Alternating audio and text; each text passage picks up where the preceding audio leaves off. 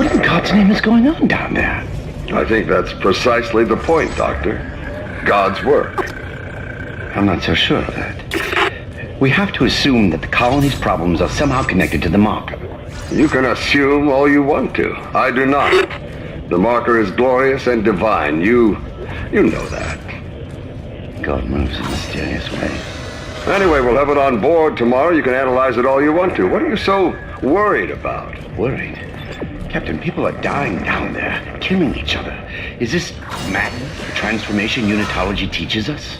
Doctor, Terrence, there will always be risk when the stakes are high. And here, they're enormous. It could change everything. Well, that's what worries me.